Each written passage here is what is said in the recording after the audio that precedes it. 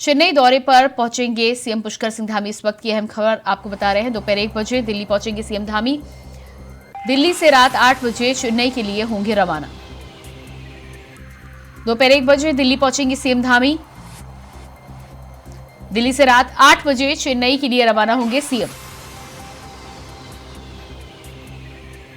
JIS के लिए उद्योगपतियों से करेंगे मुलाकात।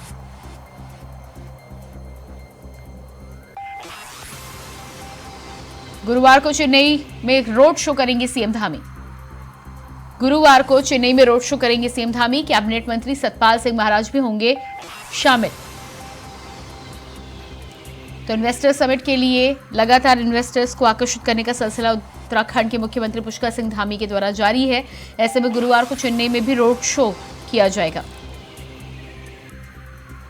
और इसी खबर पर हमारे साथ उत्तराखंड से स्टेट हेड अवनीश प्रेमी जुड़ चुके हैं। जी अवनीश जी, जिस तरह से मुख्यमंत्री पुष्कर सिंह धामी लगातार अलग अलग जगहों का दौरा कर रहे हैं, ऐसे में चेन्नई के दौरे पर पहुंच रहे हैं, क्या कुछ खास निकलकर सामने आ सकता है और रोड शो के अलावा भी क्या कुछ वहां पर मुलाकातें होंगी?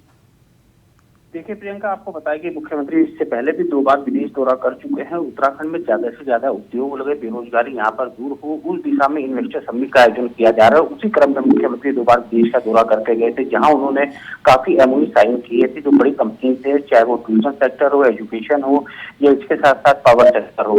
अब मुख्यमंत्री उसके बाद आज तमिलनाडु पहुंच रहे हैं। चेन्नई में रात को 8 बजे पहुंचेंगे।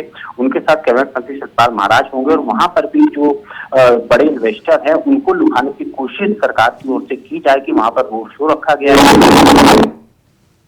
सरकार जो इन्वेस्टर यहाँ पर आएंगे उनको किस तरह की सुविधाएं देगी और ज्यादा से ज्यादा उत्तराखंड में उद्योग लगे, यहाँ पर बड़े उद्योगपति आए, अपने इन्वेस्ट हो यहाँ पर करें, तो उसके लिए रोड शो का आयोजन किया जा रहा है। दूसरा बता दूं, वो लगातार क्योंकि समय नजदीक है, दिसंबर में इन्वेस्टर समिट होनी है, तो मुख्यमंत्री उसके बाद 28 तारीख को मुंबई जाएंगे, जिसमें उनके साथ कैबिनेट मंत्री सुबोध उनियाल होंगे। उसके बाद 1 नवंबर को मुख्यमंत्री का अहमदाबाद और गुजरात जाने का प्लान है, जिसमें कैबिनेट मंत्री प्रेमचंद अग्रवाल उनके साथ होंगे। तो मुख्यमंत्री अब स्टेट वाइज के तमाम दौरे कर रहे हैं और कोई भी प्रदेश ना छूटे, उनकी यही कोशिश है।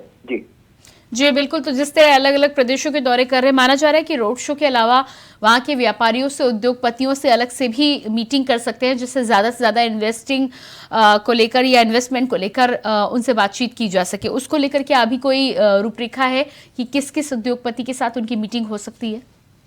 का रोड शो के माध्यम से ही इन्वेस्टर के साथ मीटिंग होती है और जो रोड शो होता है उसमें ही तमाम जो उद्योगपति हैं, इन्वेस्टर, उनको आमंत्रित किया जाता है। सरकार के साथ उनका सवाल जवाब होता है, क्या कमियां हैं, क्या दूर होना चाहिए, क्या सुविधाएं चाहिए, क्या क्या उत्तराखंड गवर्नमेंट उनको देगी। और जो इंडस्ट्रीज हैं, जो इन्वेस्टर हैं, वो रोड शो में ही अपनी बातें सरकार के सम्मुख रखते हैं। तो अलग से उद्योगपतियों के साथ बातचीत होगी, ऐसा कोई प्रोग्राम अभी तय नहीं है। इतना जरूर है कि रोड शो होगा और रोड शो के बाद हो सकता है कि वहां के जो बड़े उद्योगपति हैं उनके साथ कुछ एमओयू साइन हो, क्योंकि अलग अलग सेक्टर से उद्योगपति इस रोड शो में शामिल होते हैं, जैसा पहले भी आपको मालूम है।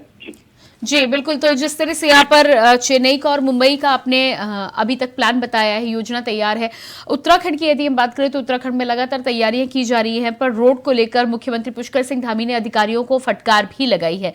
तो जमीनी स्तर पर और इंफ्रास्ट्रक्चर के लेवल पर देखें तो कितनी तैयारियां पूरी हो चुकी हैं? देखिए, निश्चित तौर पर अब तैयारियां एक तरह से शुरू हो चुकी हैं। सड़कों का निर्माण होना है, इसके साथ साथ जो उत्तराखंड की कलाकृति है उसको राजधानी को सजाने की जरूरत यहाँ पर एक तरह से सरकार ने कोशिश की है।